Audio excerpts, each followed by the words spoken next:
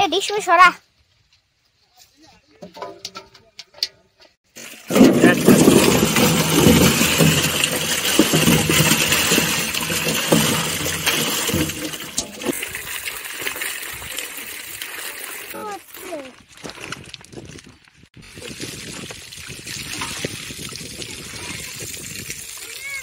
মাছ ধরতে সেই মজা।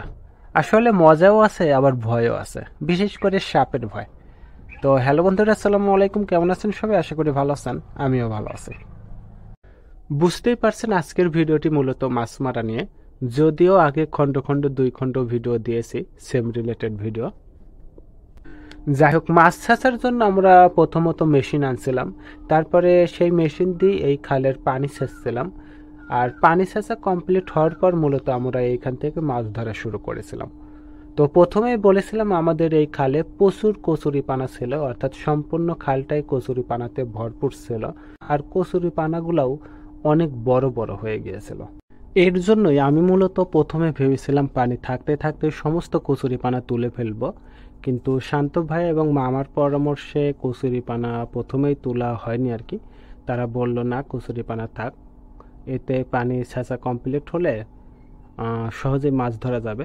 কারণ কচুরিপানা তুলে ফেললে মাছগুলা কাদার মধ্যে গেড়ে যাবে, আর যদি কচুরিপানা থাকে তাহলে পানি ছাঁচার পরে মূলত আমরা কচুরিপানা যদি এক এক করে টান দেই তাহলে কচুরিপানার নিচ থেকে আমরা ইজিলি মাছগুলা ধরতে পারবো। তো সেই কথা থেকে আমরা প্রথমে কচুরিপানা তুলে নেই। দেখতে পাচ্ছেন আমরা প্রথমে সমস্ত পানি ছেঁচে নিয়েছি, তারপর এখন এক এক করে কচুরিপানা টান দিচ্ছি। আর মূলত কচুরিপানা টান দেওয়ার পর যে মাছ বের হচ্ছে সেই মাছগুলো মূলত ধরতেছি। এতে মূলত হচ্ছে কাজটা সুবিধা হচ্ছে, না হইলে দেখা যায় তো মাছগুলা কাদার মধ্যে থাকলে এক এক করে হাতানো লাগতো, অনেক সময় লাগতো। দেখতে পাচ্ছেন দেখতে দেখতে আমাদের সমস্ত খালটার মাছ ধরা প্রায় শেষের দিকে। যদিও আমার অংশে আগে শেষ হয়ে যায়, এর জন্য আমি আগেই খাল থেকে উপরে উঠে পড়ি। দেখতে পাচ্ছেন আমি এখন খাল থেকে উপরে উঠতেছি। মূলত উপরে ওঠার পর যেটা করি, আমাদের যে মাছ ধরা হয়েছিল সমস্ত মাছগুলা তে প্রচুর কাদা ছিল, এর জন্য অন্য খাল থেকে পানি নিয়ে আসি। আর পানি আনার পর এভাবেই মাছগুলা পানি দিয়ে ধৌত করি।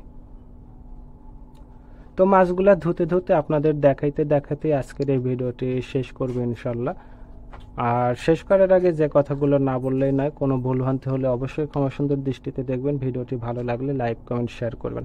আর নতুন হিসেবে আমাকে সাপোর্ট করতে চ্যানেলটি সাবস্ক্রাইব অথবা ফলো দিয়ে পাশে থাকবেন। ভালো থাকবেন, সুস্থ থাকবেন, দেখা হবে অন্য কোনো ভিডিওতে। খোদা হাফেজ।